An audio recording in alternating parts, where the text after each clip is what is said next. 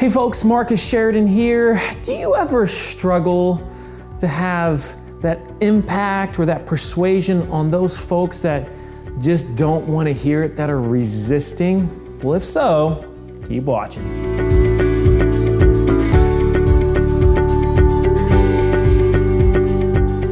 I love this subject of resistance. And you know, it's the natural human way that when somebody hears something, especially when they're given direction, to resist. It's what we do as humans.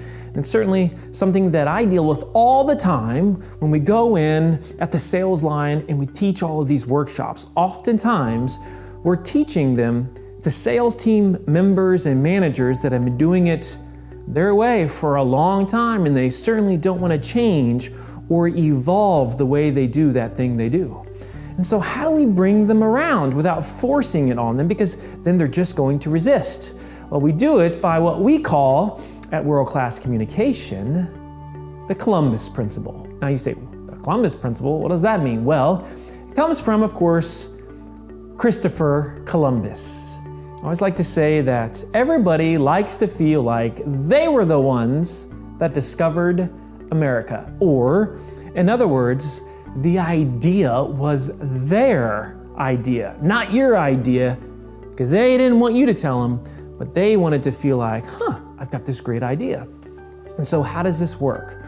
Well, the Columbus Principle is a communication methodology. It could be compared to the Socratic method, where everything starts with a question. But the question is meant to allow the person, the audience, whether this is a one-to-one or a one-to-many, to essentially see the mirror, to see themselves, to see how they think, to see how they behave. Because when they can see how they think and behave, assuming you continue to ask these questions to help walk them down this trail of saying, yep, that's how I am, that's how I am, that's how I am, you get to a point at the end where you're able to ask one final question, which says, so based on that, what do you feel like we should be doing? And that's when they say what you wanted to tell them.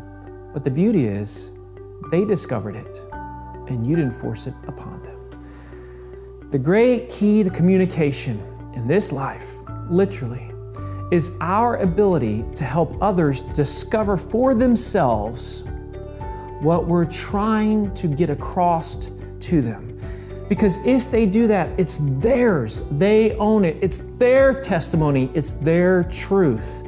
That's the greatest teachers, and that's certainly the greatest communicators. And that, my friends, is the Columbus Principle.